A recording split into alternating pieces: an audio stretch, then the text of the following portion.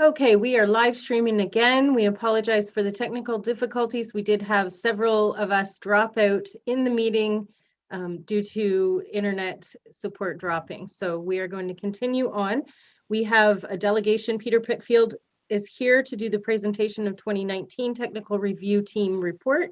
And Peter, as you know, we are running short on time, so I'm going to turn the meeting over to you and ask you to be as brief as possible. Thank you, Mayor Roberts. It's good to be with you all again today. So I will be very brief. The last time I appeared before you was on June 22nd, where we presented a draft annual report to you, and you gave us direction to forward that draft annual report to WM to review. They've now completed their review of our comment. We had a number of recommendations, and you might recall, Madam Mayor, that many of our recommendations were hangovers from previous years that really hadn't been properly addressed, and also a major concern with respect to complaints and other issues. So we did get back a responding tracking sheet in September, but the tracking sheet really was towards the end of September, I believe we received it, and the tracking sheet really addressed a handful, but not many of our concerns.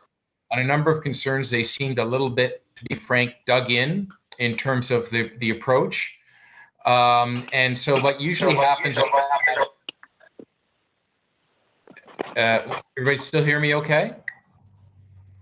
Councillor Morris, we are getting a little bit of feedback from you. If you want to mute until you're ready to talk, that would be fantastic. Thank you. Go ahead, Peter. Thank you. So then usually after that, we try to get a meeting together with the experts to try to narrow and resolve issues. But we weren't able to successfully get that scheduled for whatever reason. I guess there's a lot on people's plates. And you know, quite frankly, we were wondering about the utility of those meetings, because a lot of the issues were issues that have been perennial issues now with the landfill. And I'll quickly go through them and what they are. The first is visual landscaping issues. There continue to be gaps in the screening, and replacements have been deferred from year to year of those gaps. They haven't been plugging those, despite our recommendations. And that our landscape engineer says that's a continuing concern. So we're going to be asking the township to maintain control of that $40,000 line of credit again this year. And we do have the option of going out and doing the work if we can't get satisfaction from them on that. But we're not willing to relinquish. We're not recommending you relinquish that line of credit. And we need to come back to them and have a discussion on that. On surface water, you recall the issues were that there were the suspended solids levels in the surface water because of a lot of, it's basically erosion coming from the site when they do their construction and they don't get it landscaped quickly enough. You get these buildup of suspended solids in the surface water. We think they could be doing a better job, more proactive job on that. And they did explain to us what they're trying to do, but there's still a gap between what could be done and what they're doing on that. And then there's also issues, an ongoing issue from a 2014 change to the environmental monitoring program, which still hasn't been addressed. On groundwater, there are some information gaps that we're still looking for them to plug, but the main issue continues to be that although they're doing better in terms of leachate removal levels, they're still not setting clear targets for getting the leachate levels down in the old landfill site. So there's work to be done on that. The landfill engineering also, our landfill engineer also pointed out the need to get a handle on sediment loading, but also he flagged the odor issue, which has been a really problematic for the better part of 2 years. And I'll come back to that with our air quality issue.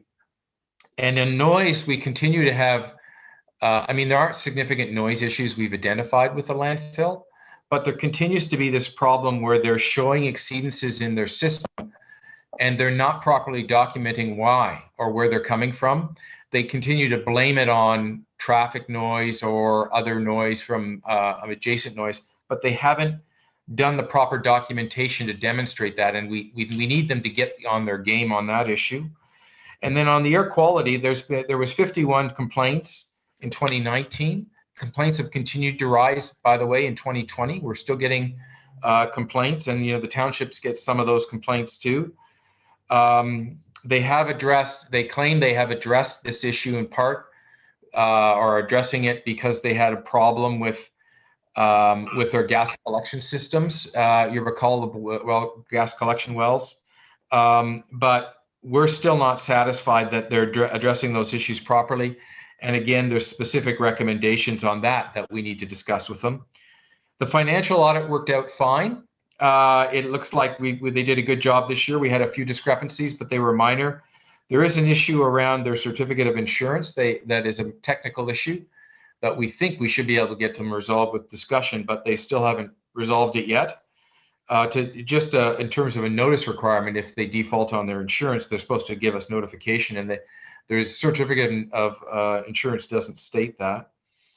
And then we have the complaints issues, which are, we have outstanding issues from back in April of last year.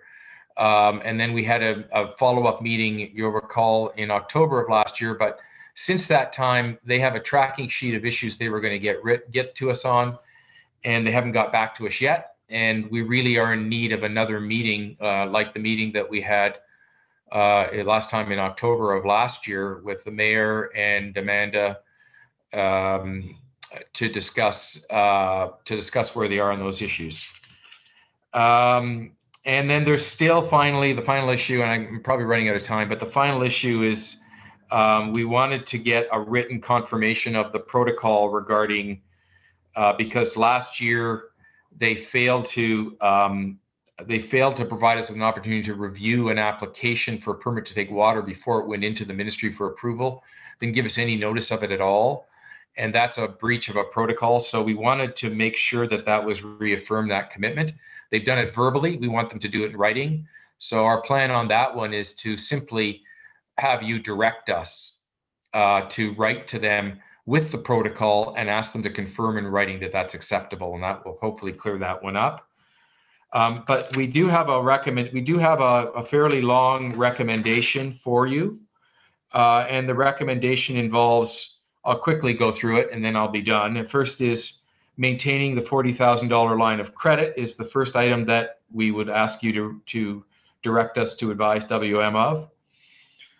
We're asking that the township be directed to set up a meeting in 2021 to sort of raise the profile of the TRT concerns. Have the township set that meeting up with representatives of the township and WM and appropriate consultants to get at these perennial issues, right? So that we can, these issues that I've raised, and get their bottom line on it, rather they just do the shuffle on it, so that we can actually get some concrete action on it. We thought the way to finally get around this constant deferral of those issues is have a meeting with you there, Madam Mayor, as well as the CEO and the treasurer, and also some key people from our team. We'll set out an organized agenda for it. We'll go through each of those issues, and we'll get their straight answers on why they can't resolve them, and we'll get some back and forth, and maybe we can get some better handle on those issues. So that we were thinking of doing fairly early in the new year. And then finally, on the ministry inspections, we still have weekly inspections now, but we still haven't gotten anyone convinced that we should have daily inspections, even though it's clear that a landfill of this scale and magnitude should have daily inspections from the ministry. Our next formal opportunity under the ECA to deal with that issue isn't until January of 2022. So we have a bit of lead time to try to get our ducks in a row to make the case that they should go to daily inspections and get our data in a row. So what we're suggesting is we set up a meeting sometime maybe towards the fall of 2021 with the ministry before they have to make their report to the ministry on what kinds of inspections they're going to do for the following year, so that we're ready in 2022, and maybe we can convince the ministry that daily inspections on this site are important. And I would suggest, that maybe you should perhaps have at least a couple members of the TRT at that meeting too, to support your efforts in talking to the ministry, because we can provide some data and support for the need for daily inspections that might help convince them. So that's our recommendation for you. I'm open to any of your questions. And what I'm looking for today, if possible, from council is approval of the resolution that I've got in your letter of November 16th. Okay, thank you, Peter. Council, you've had a chance to read over that report and to read the recommendation as written. How do you want to deal with that? Councillor White? I'll move the recommendation. Thank you. Councillor Morris, are you seconding that?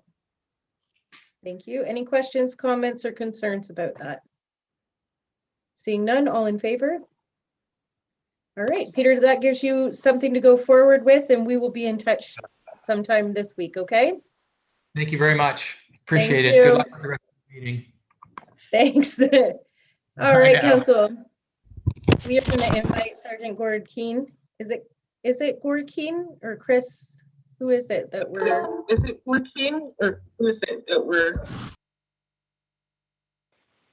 It's Gord as well as Inspector Avery. I thought it both was here. Inspector Avery. Yes. Let me just let them in. Okay.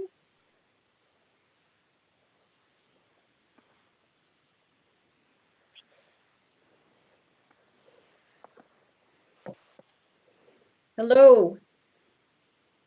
Thank you so much, Inspector Avery, for your patience. And Gord Keane, are you both doing the presentation, or which one of you would like to lead on this? I think we'll let Gord lead on this. He's the subject matter expert. Awesome. Thank you very much for attending, Gord. I'm going to turn the meeting over to you. We do have a slideshow. Amanda, are you going to share the screen, or is council just going to follow along with their agenda? Great question, Mayor Rumbas. Gord, I may actually ask you how you were planning. I know I've had the privilege of receiving this PowerPoint presentation, and I wasn't sure, was it provided purely at my request for information and you have some other speaking notes, or would it be helpful for you if I share the screen? I think it would be helpful if you could share it. That'd be great. Now, did you get the version I sent you today? Or are you using the previous version? I'm using the previous version. Sorry, no, I did not. Okay, there's not significant changes, but we can make that work. Okay, just give me a moment here. And Gord, would you prefer council wait till the end of the presentation for questions? Actually, I don't mind if they have questions, because I would rather they get asked as we're moving along rather than have them wait till the end and possibly forget. Okay. So if they have questions, by all means interject, and I'll do my best to answer them. All right, thank you. So I've been asked to speak to you today about off-road vehicles and some of the changes that are coming about as far as the legislation relating to off-road vehicles being allowed on municipal roadways. So there's a little bit of history here, and there's some definitions and things that need to be really well understood so that we are all on the same page as far as which piece of legislation we're talking about. So if we can go to the next slide. So there's primarily three pieces of legislation that we talk about when we're talking about off-road vehicles. First being the Off-Road Vehicles Act. The Off-Road Vehicles Act regulates the use of off-road vehicles on public lands, frozen waterways, and in unorganized territories, and in some cases on private property. The piece of legislation that's probably most important at this point because of the changes to it is Ontario Highway Traffic Act and Regulation 316. There were significant changes made to Regulation 316 in July of 2015, again in July of this year, and there's more changes coming for January 1st of 2021.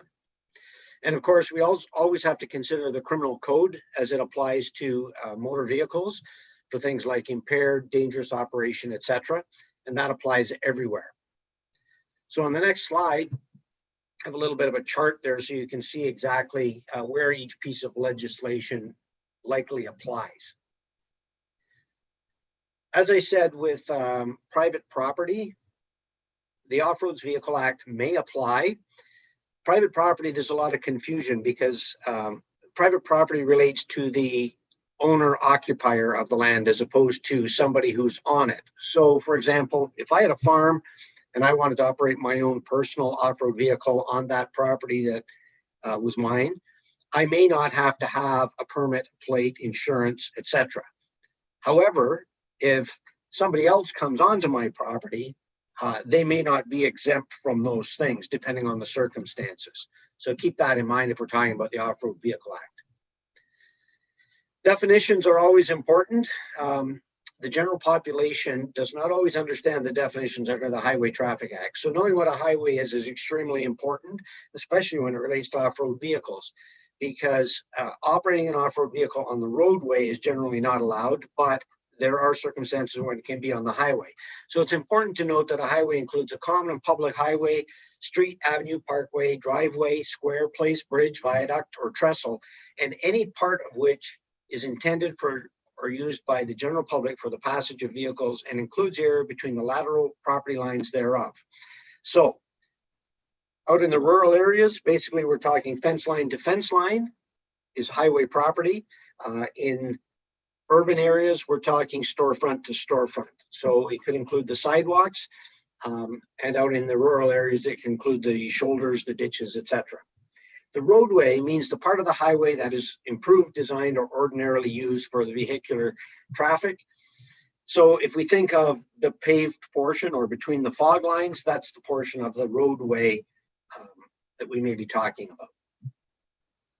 Next slide. So a motor vehicle definition is also important. The HCA defines a motor vehicle as an automobile, a motorcycle, a motor-assisted bicycle, unless otherwise indicated in the Act, and any other vehicle propelled or driven otherwise than by muscular power. So off-road vehicles fall into the definition of motor vehicles. So if the Highway Traffic Act refers to motor vehicle, it's going to include off-road vehicles. Next slide.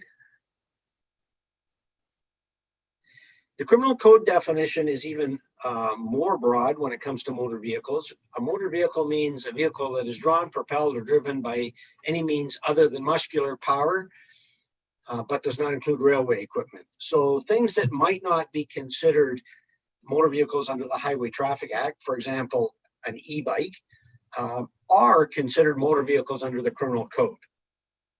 And again, off-road vehicles are all going to be classified as motor vehicles under the criminal code. Next slide. Actually, you can go ahead one more. So the Off-Roads Vehicle Act has fairly wide definitions of what off-road vehicles are, and all of the devices that are shown here are considered off-road vehicles under that particular piece of legislation. Next slide. The definition under the Off-Roads Vehicle Act for an off-road vehicle means a vehicle propelled or driven otherwise than by muscular power or wind and designed to travel on not more than 3 wheels or being on more than 3 wheels and being of a prescribed class of vehicle. So an ATV would be a prescribed class of vehicle.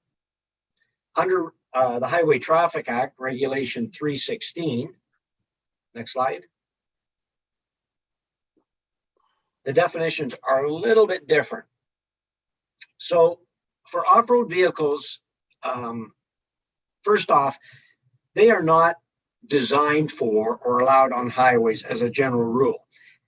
All of the manufacturers of these devices put stickers on them that say that they are not intended for use on roadway, that they are designed primarily for off-road use. And I think that's very telling when municipalities are looking at the possibility of enacting a bylaw to allow or disallow these devices on their roadways. I think the manufacturers are the specialists. They build these things. They know their capabilities probably better than anyone. And like I said, they say they're not designed for the use on highways.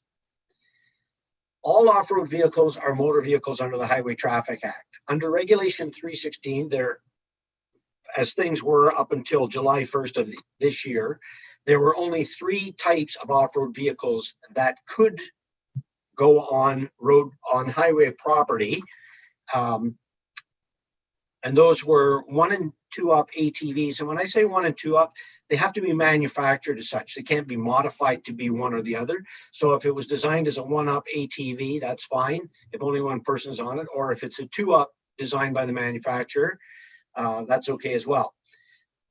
Obviously the utility vehicles and then the recreational off-highway vehicles or the side-by-sides were the only 3 classes that were allowed onto highway property under the regulation or by way of a municipal bylaw. As of July 1st of 2020, 2 additional classes of vehicles are now allowed under Regulation 316. And those are off-road motorcycles or dirt bikes and extreme terrain vehicles, or more commonly referred to as an Argo. And they have 6 or more vehicle or wheels on them.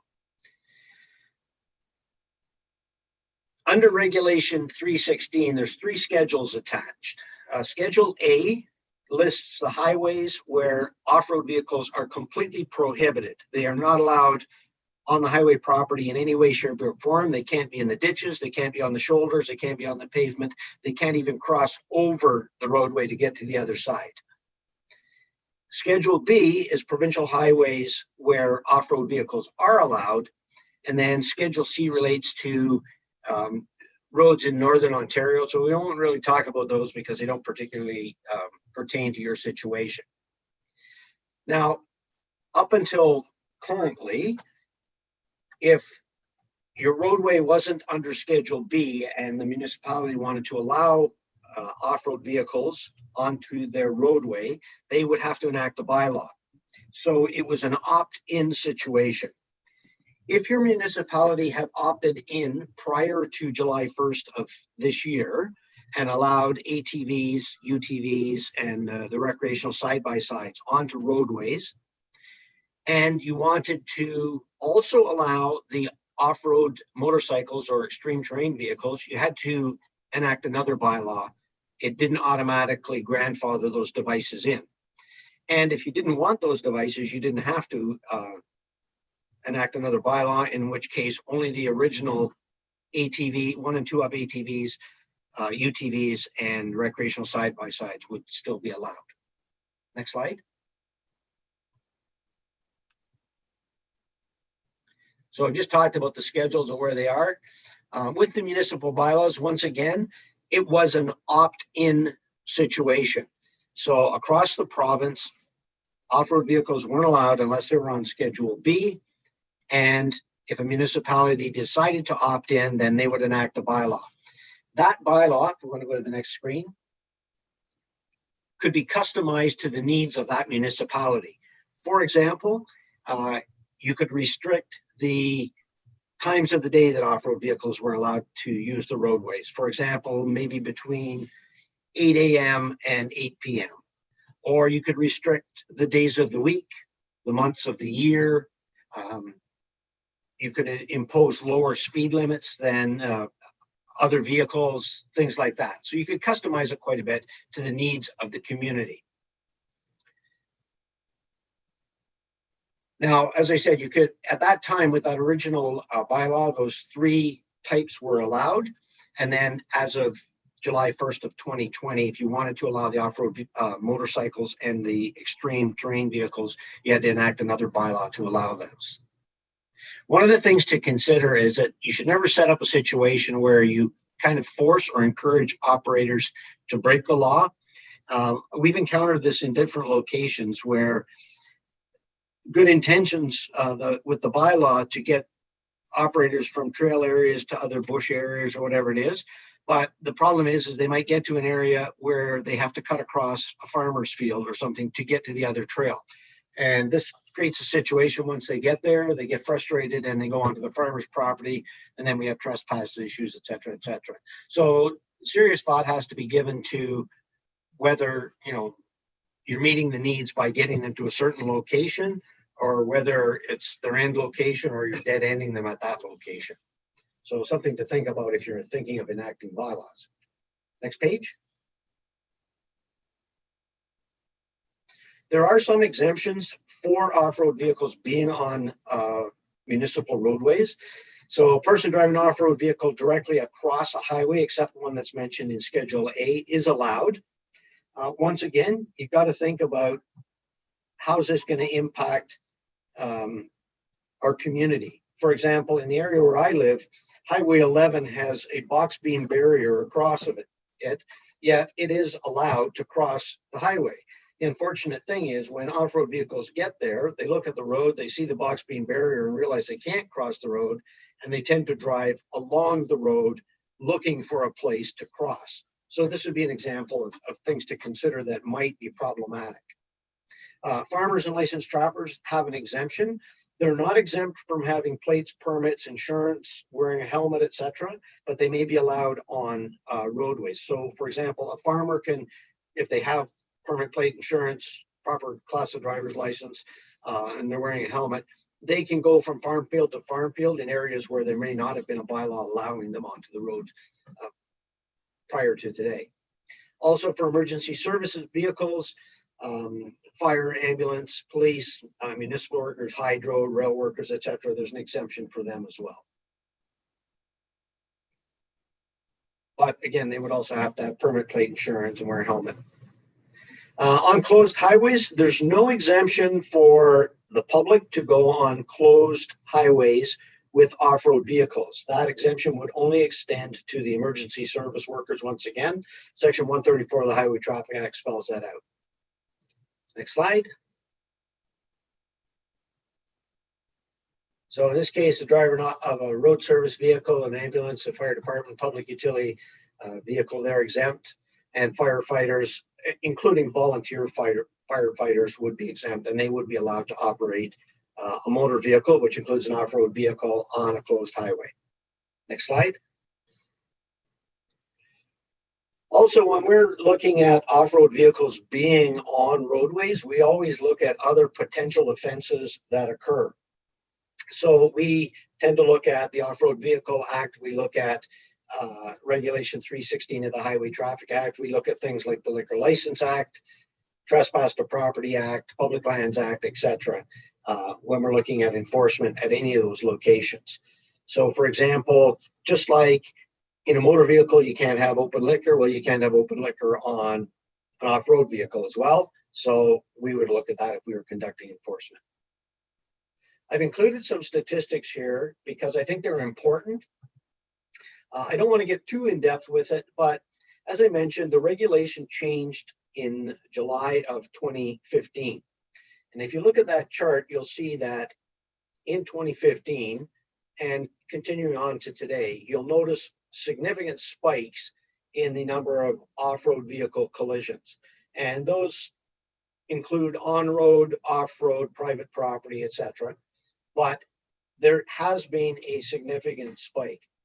And a trend that we have found in the policing community across the province of Ontario with on-road crashes, very common trends are high rates of speed, which goes with the loss of control, a lot of alcohol use, and then the other one that's a big concern is the lack of proper use of safety equipment.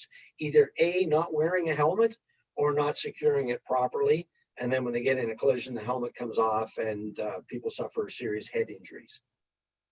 So this is the trends that we've seen over the last 5 years with off-road vehicles. Next slide, please. With the collisions, over 40% occur on highways. As I said, the manufacturers, I think they know best. They say these devices really don't belong on the roads.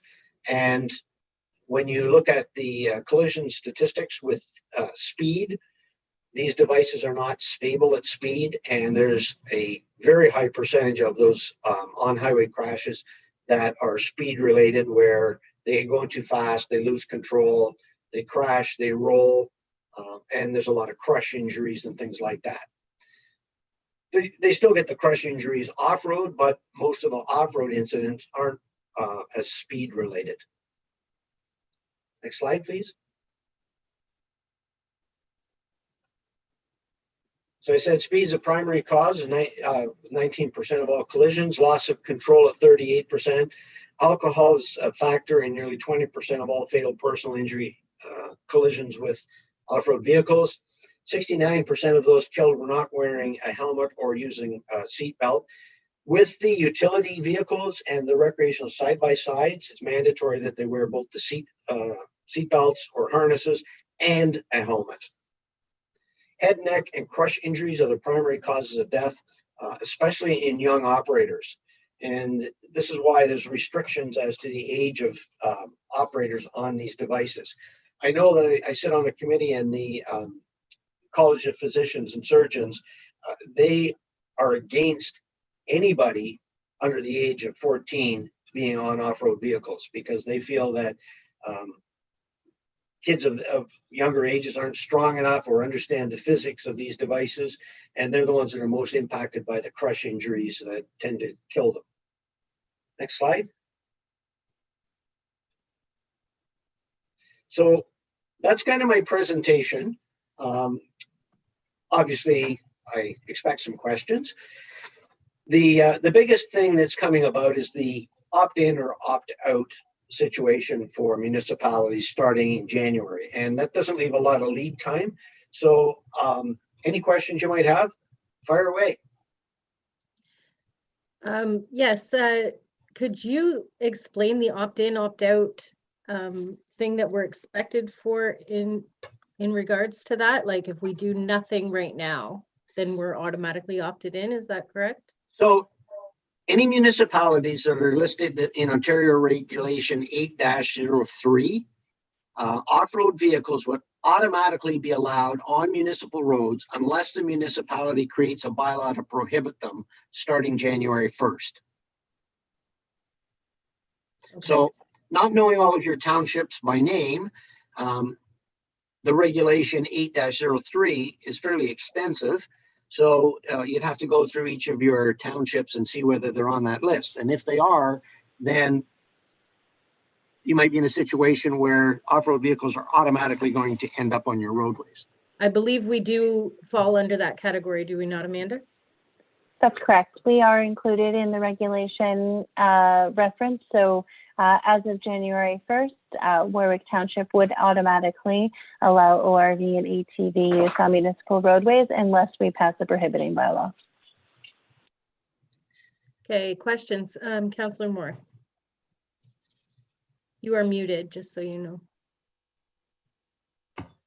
Some of our roads are under county, Lambton County control, and then some of them are under Warwick control. Would both parties have to put in a bylaw to limit the the ATVs on the road? Yes. That's the way it was designed in 2015 when they changed the original rules to allow the municipalities to enact bylaws that if it was a county controlled road, then they would also have to be involved in that process. And I'd like to get your opinion on what is the difference between snowmobiles and an ATV? Well, snowmobiles are regulated under completely different legislation. I would say, as a general rule, snowmobiles are kind of one very distinct category of vehicle as compared to off-road vehicles where there's multiple different styles. For example, there's a significant difference in an off-road dirt bike that can travel at speeds of maybe 100 kilometers per hour or more versus an extreme terrain vehicle like an Argo that can only travel at, fast running pace. So off-road vehicles, they're very diverse. Like I said, we have two-wheel vehicles, we have three-wheel vehicles, we have four-wheel, 6, 8, quite different in nature. Thank you. Council, anybody else have any questions? Well, we really appreciate you coming in and doing that report to council.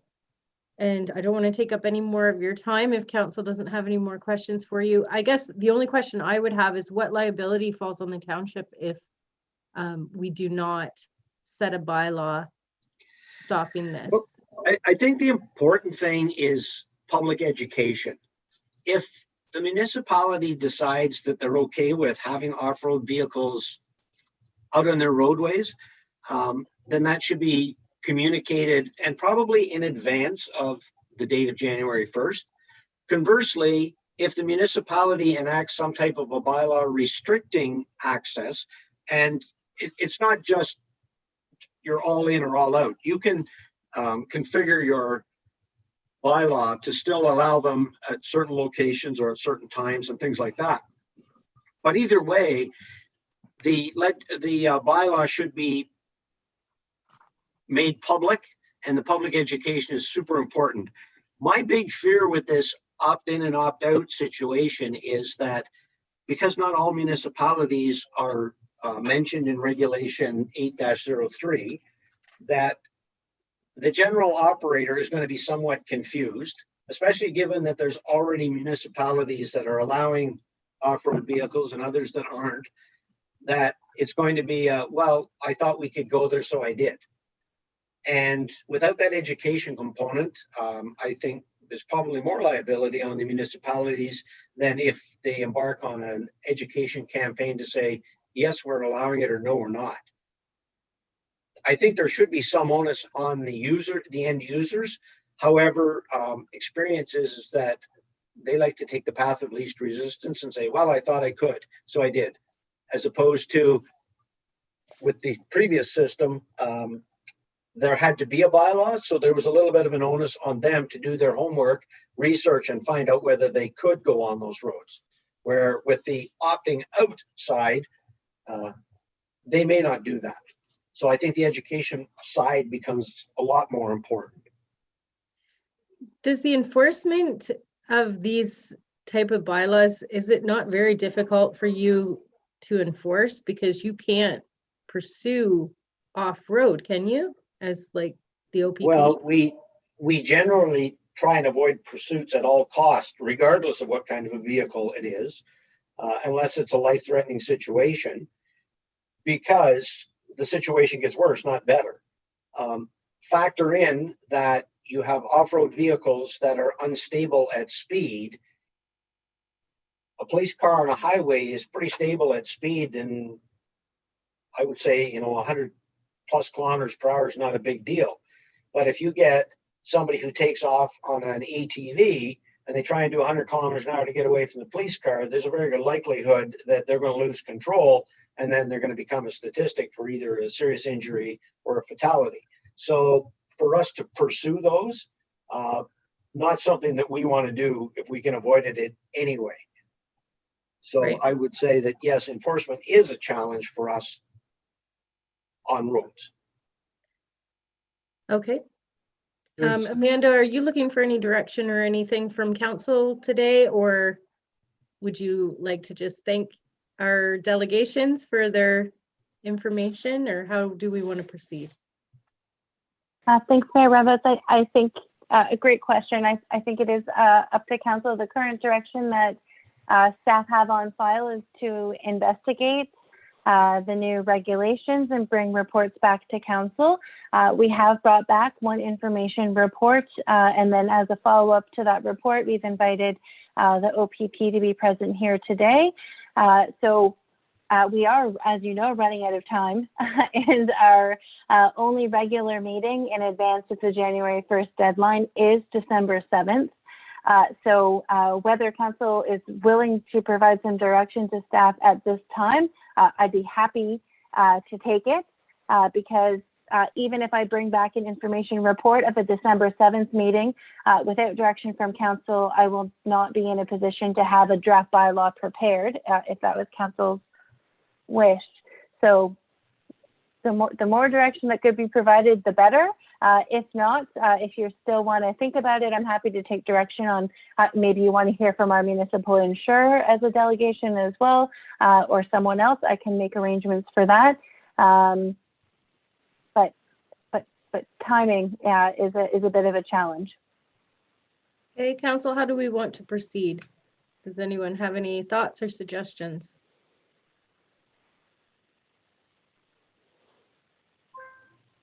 I guess I'd like to hear from our insurer.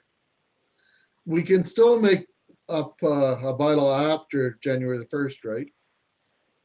Absolutely. So Okay, I'd hate to rush into it too much. I think that's good direction then.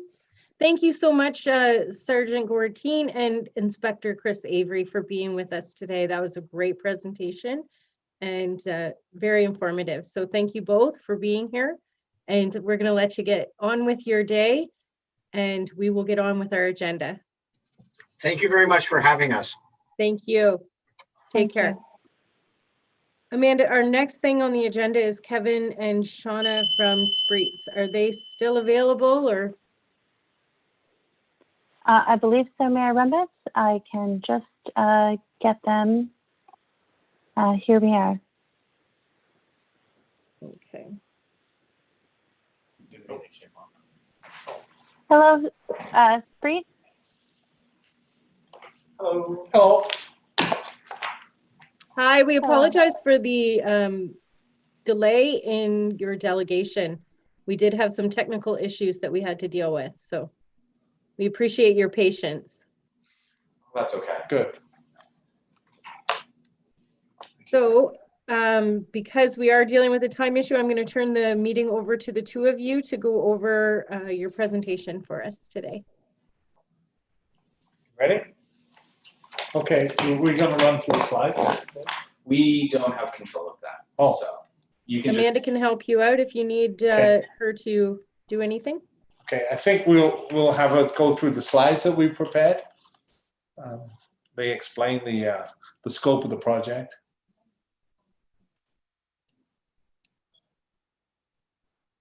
The project is the addition to the Warwick Community Arena addition and renovation, which is basically replacing the former Centennial Hall. Next, you can just say next slide. next slide. Thank you. This is a site plan and it shows the addition, which is on the south side of the existing arena. And there's also two small additions to the arena dressing rooms and a third addition of a workshop on the north end of the building. A new parking lot would be built and the existing Centennial Hall would be demolished. This is a layout of the existing arena and shows the two dressing room additions on the east side of the building. It increases the number of dressing rooms because we are removing some of the dressing rooms from the front of the building to reorganize the washroom layout and the other facilities in the existing building. And then on the north corner, we're filling that corner in to put a workshop in as requested. Next slide, please. This is the plan of the addition. The left-hand side is where it joins onto the existing arena. And there's a fitness room and the various rooms. And then there's washroom, core. And then there's a multi-purpose room or a large gymnasium. And on the east side of that is the kitchen, the storage areas, mechanic rooms, bars, and other facilities to support the multi-purpose room. On the west side, there's a viewing area was raised stools and seating for spectators to watch people doing things in the multi-purpose room. The multi-purpose room will have a walking track around the perimeter of it for general exercise. Just a quick question. There seems to be a hallway between the activity room and the child minding room. Is that for access between the dressing rooms and the YMCA, the fitness room, or is that just a storage, or what is that? Looks like a storage room. Do you mind if I take this one? Sure. Okay, so child minding, that's actually for the Y. It's for parents who are using the Y to drop their children off. The reason the door is on the corridor side as opposed to the fitness side is that is something that YMCA asked for specifically. They found that it makes it easier for the kids to not be able to see their parents and to actually be separated in that manner. And that's sort of why the child minding room is separate from the multi-purpose room. It's actually not tied to that in any real way. That's actually tied to the YMCA facility. This is a storage room off the activity room. Right, and then off the activity room, that's just a closet. Okay. Yeah. You can walk through the activity room though from the fitness room to access the washrooms and change rooms. Okay, that's what I was wondering. And the activity room is, Walk through the activity room, yeah, to access the fitness room directly. that is what, like it's an activity room, and so what kind of activities would be in there? That's up to the Y. That room is part of the Y facility as well. Okay. I wasn't sure if that was for like yoga or. That's what it would be, whatever sort of, yeah. It's a general purpose room for the Y, so they could use it for yoga, or if they want to store tables and use it for crafts, things of that nature. They've got various programs that'll be used. Most of the fitness room has dedicated equipment in that fitness room, isn't it? Yeah, but they still do. It's like yoga generally requires its own sort of room away from everybody making all the noise, so you can be a bit calmer. One concern that we got in the comments in the feedback was that it was kind of not very accessible to get from the change rooms to the activity rooms. So I don't know if anybody's too worried about that. Like you go in and get changed and then you're walking out in your sports clothes in the hallway. So that is something we've discussed. Like the entrance to the fitness room being so far away from the change rooms. Is that? Mm-hmm. Yes, yeah. There was a bit of concern about that. I don't know if council's concerned about that or if that's. Well, it is something that was discussed, and we have gone through a couple variations with that flipped. The YMCA decided that this was the best layout for their needs. Okay. That's a good answer. I just wanted an answer to give if I was asked the question. So that makes absolutely no. I think early on, Amanda, they did have a corridor going through that space, didn't they? There were a number of things we tried, and this was the one that the YMCA decided worked the best for their needs. Okay, well they have more experience with dealing with this type of a layout than we do, so. That's right. So just let them do, let them do what they're looking for. Yeah, okay. Absolutely. Thank you. You can continue on with the presentation. That's you. Next slide. We'll go to the next slide. There you go. Now, this is a comparison of kitchen sizes.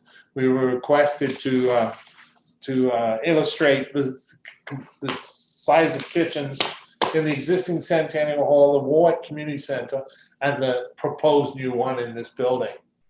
The one in this building is, you can see, is much larger than the other two. It's 796 square feet. Centennial Hall is 600 square feet, and the Warwick Community Center is 429. Obviously, the Warwick Community Center is a much smaller community center, and it's ample for the space there.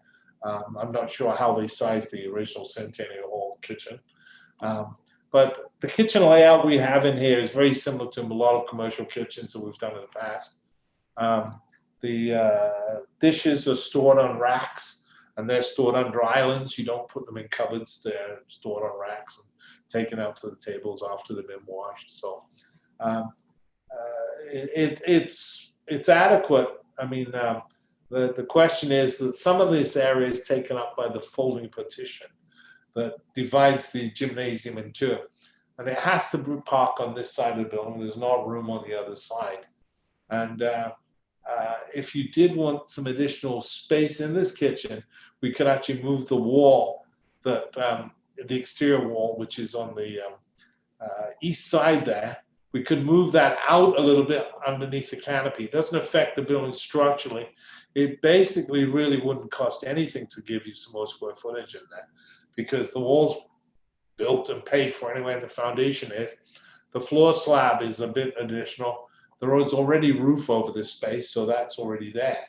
So if you felt that the kitchen should have a bit more circulation space like in front of the stove to the island, and from the island to the alcove to store the folding partition, we can increase this by moving that wall 2 or 3 feet. And I think that's probably advisable. Councillor White, you're muted. You're muted. Oh, sorry. The layout of the kitchen, it is designed to function that you can have 2 separate functions functioning that could be using kitchen services at the same time? Yes, it can. Okay. Yeah, And I'm just recommending though, when I look at it, that wall be moved a little bit. just out. Yeah, to the we've got a covered area there for when you have outdoor facilities for cooking and such, and it's also a delivery for caterers, so they can back their van in and they're protected from the weather. You know, if it's raining or whatever, to deliver. A lot of these buildings now, we've noticed they don't really prepare the food here. A lot of it is caterers bring it in, and they're warming ovens, and they serve the food. And I don't know whether that's because Ministry of Health regulations, you can't cook a pie in your kitchen any longer. You've got to have it in a certified place. I mean, not that you couldn't cook them or prepare them here, but times have changed from the days when the ladies came and cooked the whole meals. It's an evolution. So, but I would recommend moving that wall, and I don't think that costs us anything to do that at this stage of the game. Because it already had a roof over it. There's a bit more floor slab. That's basically it. So I mean, and I think it'd be advisable to have more clearance from the stove, because you're gonna have a lot of traffic flow in this kitchen, especially if you've got 2 functions going on at the same time. You want to be sure. I think it's a good idea to move it out. Maybe how far would you? I'd move it 4 feet, I think. 4 feet. Yeah.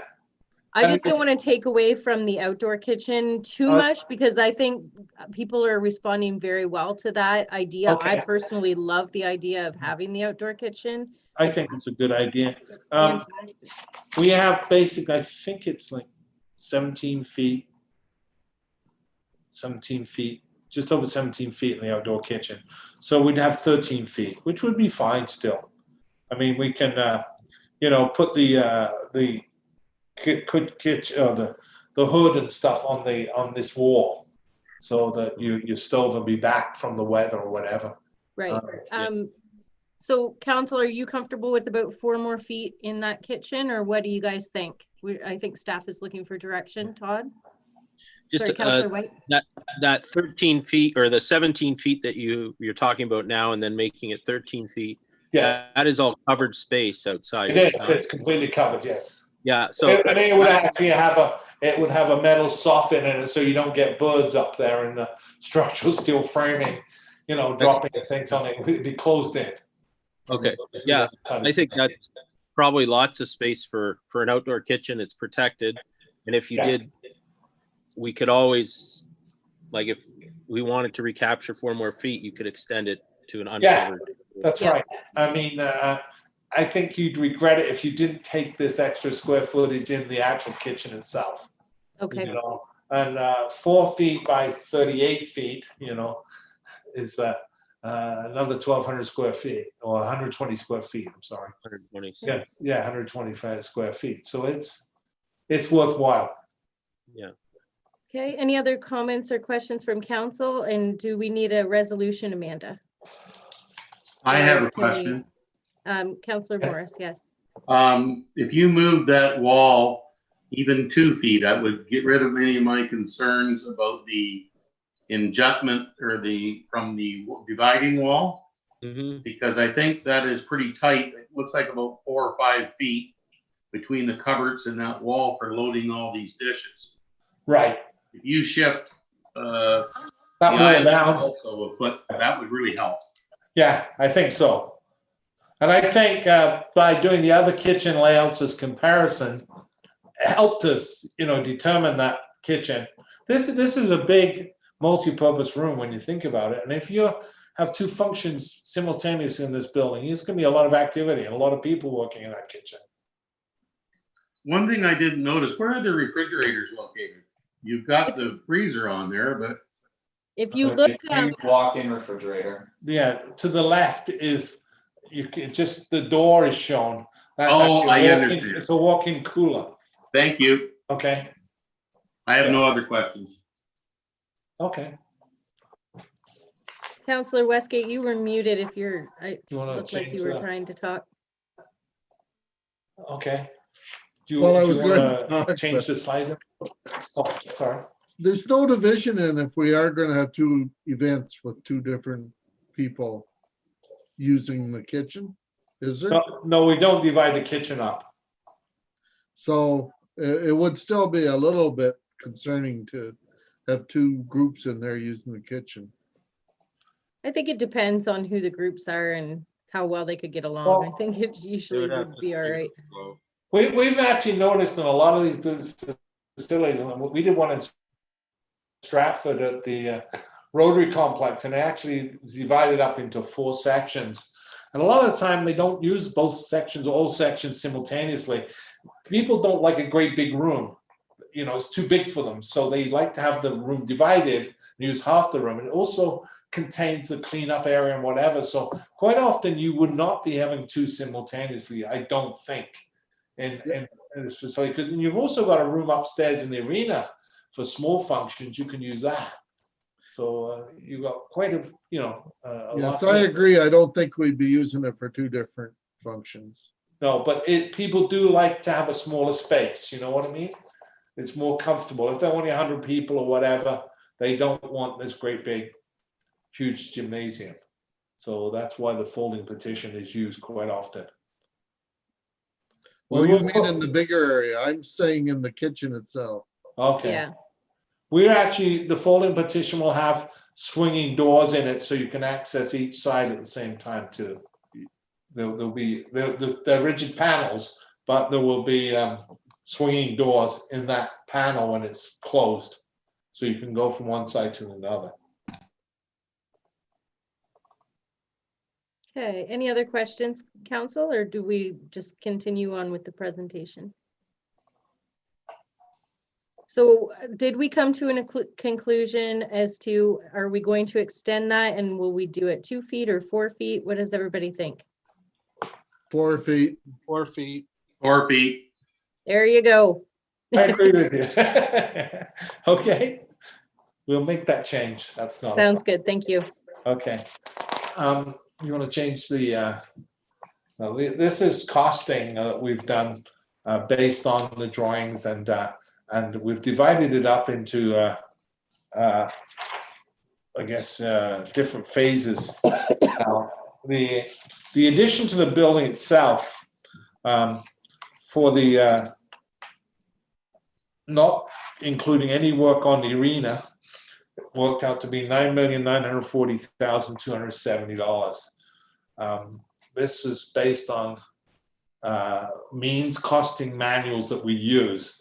I don't know what's going to happen next year with inflation, or it may come down in price, and hopefully it does. I mean, it's basic estimating manuals we're using right now, and depending on how much work is out there, prices vary. So we've put in here the HST, which is not 13%, it's only 1.17 for you guys, and the total cost of this, and it works out to just under $300 a square foot, and that includes the parking lot and the demolition of the existing Centennial Hall. You want to change the slide? Well, we can talk about these costs afterwards if you want to. Now, the arena itself, we have to do a minimum amount of work if we put the addition on. We have to put fire sprinklers in the existing arena because it becomes a single building, and it's required to have fire sprinklers. So the $80,000 that we've estimated to do that should be added to the addition to the arena if you just go ahead with that one phase. But we've broken down the costs in here. The dressing room addition to the arena is $388,800. And to renovate the front end of the building is $705,600. Then the cost of the workshop is $248,000. So the cost for this work on the arena, including the sprinklers, is $1.56 million. And again, this was based on our means, estimating manuals. We haven't had any contractors try to bid this or anything like that yet. So, now, if you want to change the slide, we've got possible phasings here. We've got 3 different options to consider. Option 1 is next year, 2021, that you do the arena renovations and the addition of the community center. The combined total of both of those is $11,501,320. Now, option 2 is in 2021, you do the addition of the community center. This includes a demolition of the Centennial Hall and the arena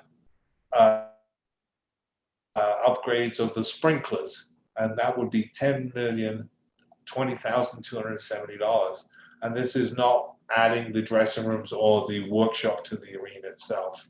And option 3 is 2021, the arena renovations, and 2022, the addition of the community center. So you do the arena renovations first.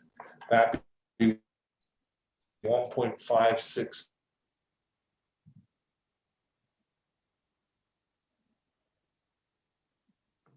We don't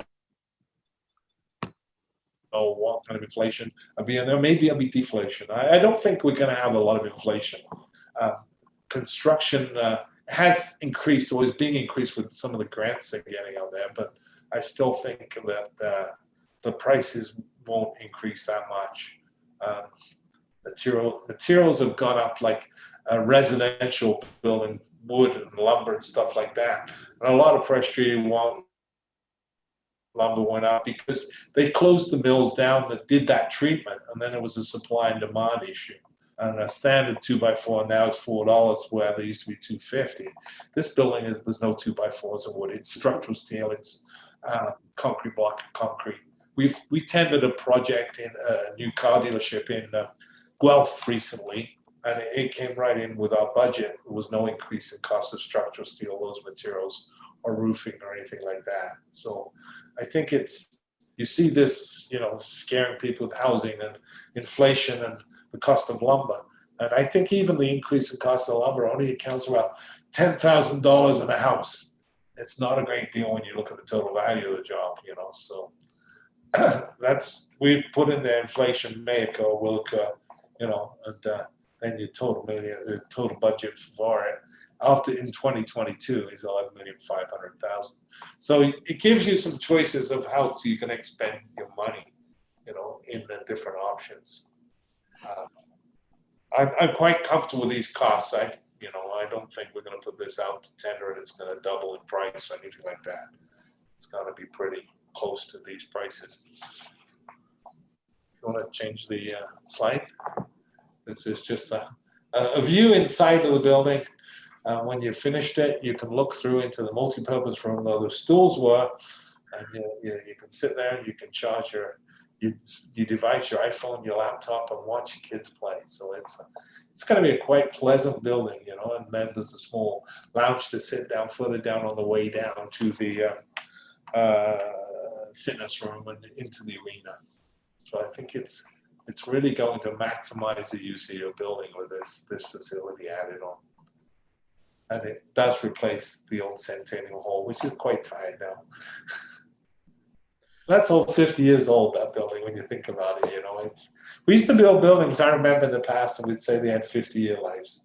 So I guess we're thinking differently now. So do you want to open up for questions, or what do you want to do?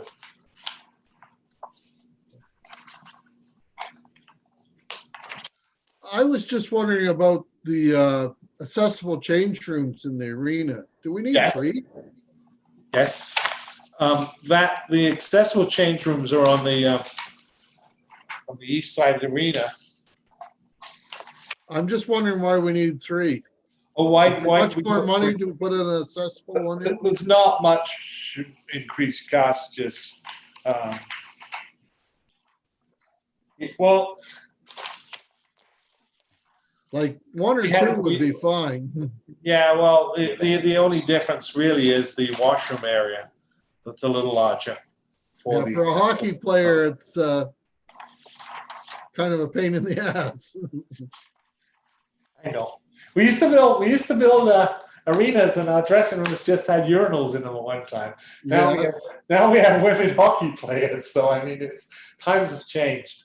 And I think a lot of the time, the old dressing rooms, the kids used to come to the rinks dressed, and they didn't use the dressing rooms very much, you know, and they were quite small in the original arena. Your building is very similar to a lot of other arenas we designed in the time, Port Stanley and Park Hill and those arenas. They've all had additions put on them to improve the size of dressing rooms and such. So I think that, you know, I'm just thinking one more dressing room like we have and two accessible, but yeah, we could look at that. It's the washrooms basically that would be smaller, isn't it, Matt? We just went with the 2 accessible dressing rooms and 1 non-accessible. I haven't looked at doing another. Yeah, you basically what we were retaining your 3 new dressing rooms, and you need Yes. you need a total of 6 dressing rooms, 2 teams on the ice, 2 teams going off the ice, and 2 coming on the ice. So you always need at least 6 dressing rooms. That's basically the formula. And the other formula we use, we always have 60 feet of bench. We allow for 2 feet of changing space for each player of 20 players. So that's basically the simple thing. In fact, the dressing rooms you have are good shape, longer shape than not square shape, but we had to fit in the footprint of what we had, and we had to build more square shape. But we have the bench length, so we're okay. Councillor Morris? Yes, I have a question. I'd like to see the demolition of the Centennial Hall taking out of these numbers. Right. So we can do a separate Okay. bid to him. Yeah. We have a demolition contractor in town. Okay. Are we not paying 8.5% engineering costs on demolizing a building? Yeah. I'd like to see that taken out and handled separately. Okay. So what you do need before you demolish Centennial Hall is an asbestos report. Yeah. Your asbestos is going to kill you. Is there lots in there? Yes. Floor in the tiles. There's a boiler in the basement that has asbestos on it. Yes. That's all I know of. If it's just the boiler, it can be encapsulated and taken out without affecting it. It's when you start getting other materials in there that are mixed in. Pipe insulation on the boiler may have it on the elbows only. And it's probably best to get the report done, address the removal of asbestos, then tender the demolition. Yeah, I'd like to see it just taken out of the project. I think it's awful high unless there's a tremendous amount of asbestos. And that way. I think I had $200,000 for demolition. Yes. I would imagine you're going to have asbestos also in your ceiling tiles, your floor tiles. You can do. I don't think the floor tiles are. Usually the floor tiles, if they're asbestos, 9x9, and they're 12x12s in there. So there's very few floor tile. The ceiling tile were put in new. Okay. Maybe 10 or 12 years ago. Sometimes you find it in drywall. Sometimes you find it in drywall compound. You know, and sometimes you find it in asphalt shingles. It's, you know, that's why I'd recommend you get the asbestos report done, and at least you know what's there before you tender this. Because if you get a demolition contractor in there and the Ministry of Labor gets involved and they find it stop work order, and suddenly it becomes very expensive to demolish this building. It's a fact of life, I guess. But I mean, do you take asbestos at your dump? Your local dump? Yes. You do? Okay. Council, I just want to remind you that this information will all be coming back to our special meeting on the 25th, and we'll be able to ask some more questions of our delegation at that time.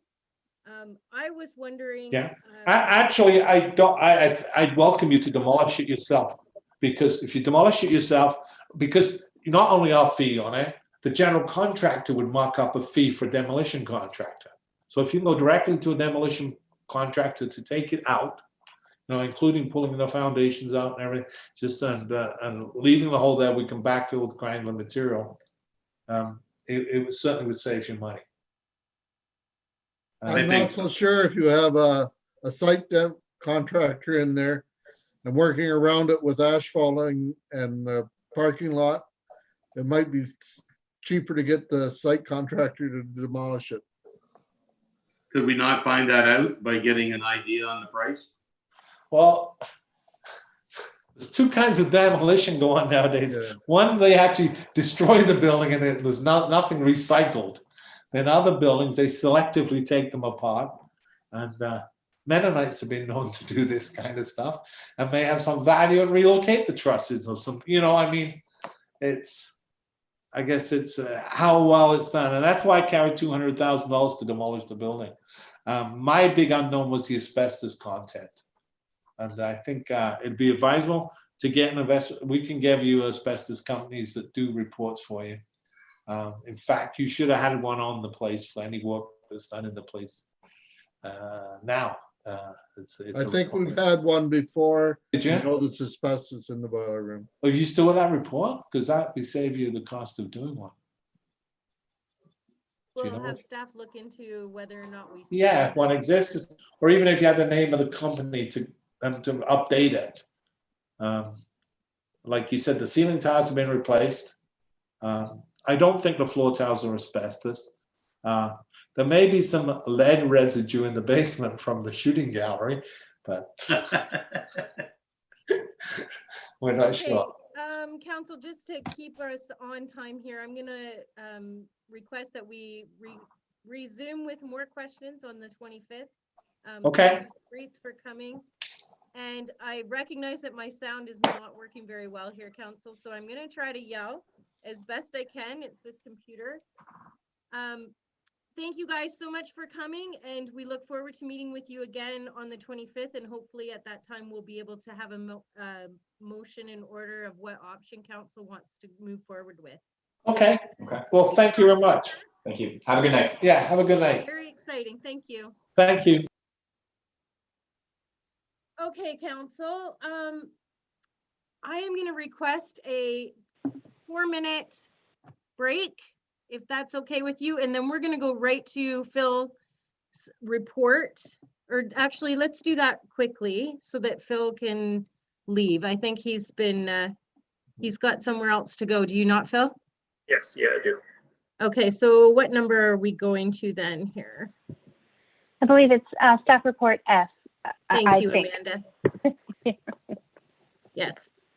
So if council can, we're just going to go to staff report F, and then we're going to take a little bit of a break. Okay. Phil, I'm going to turn it over to you.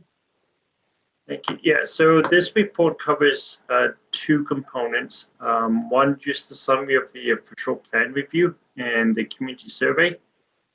And the second one is just a projected time frame for the official plan.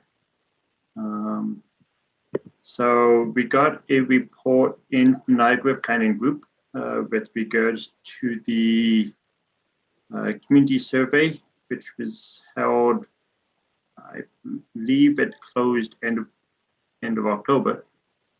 And we got some comments and feedback from the members of the public as well as council. And so this report is just a summary of that information. I believe the survey generated 90 responses.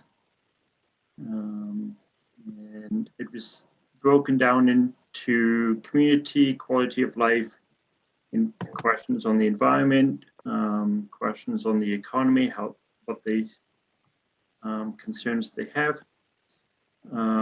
Under the quality of life, recreational opportunities and perks were identified as most important,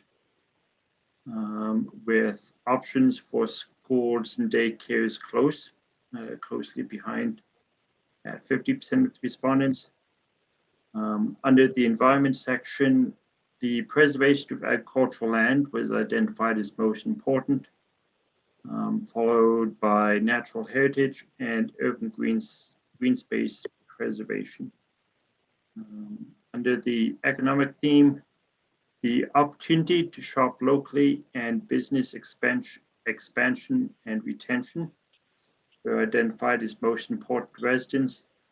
And then roads and employment opportunities were close behind, which indicates that many residents are interested in being locally employed and support the creation of jobs within the community. The survey contains some questions to gain perspectives on different forms of housing and residential development. The following is a summary of the responses. So there's a strong response that taller builds are not appropriate in the area. There is mixed response and moderate support regarding accessory dwelling units. So these would be like secondary suites, garden suites, those things. There is strong support for more family-oriented housing, especially single-family homes. The survey identified there's strong support for the agricultural community and in the township, and this was identified as a key economic sector. There is some support for the establishment of more flexibility in increasing potential uses on farm properties, such as farmers markets or special events, such as you set up corn maze. And then, so the whole report is attached to this report, which you can read through. One of the questions also dealt with cannabis operations as to whether or not we should regulate them, like, or limit them to certain areas. And there's mixed feedback on that. So like the whole report, it's good to read through and have an idea as to how members of the public, what their concerns are and questions and comments were. And they follow fairly closely with what council gave in their feedback. So that was the first part of the report. The second part deals with a proposed time frame for the official plan. So under the provincial policy statements, municipalities are allowed to draft official plans to accommodate between 15 to 25 years growth. So this means projecting growth to 2036 or 2046 based on approval, a plan approval of 2021. Planning for 25 years of growth provides greater certainty for council and the community. In terms of planning recommendation, we recommend the 25-year option as opposed to 15, because adopting 25-year plan means that the township can work on implementing the plan and proceed with, we have to go through a zoning bylaw amendment. There'll be updates to servicing plans, transportation plans, updating, implementing the parks management or master plan, updating community improvement plans if there are any, and also develop them as they pop up. Looking at issues such as development charges, community benefit charges. With regards to the 25-year time frame, this doesn't mean we're not going to not make changes or reviews to the official plan within that 25. There'll still be regular updates and review at that point. But the county has stated that they're open to working with the township to establish a longer horizon for their plan and would be fine with the 25-year plan process. It's a quick summary of my report.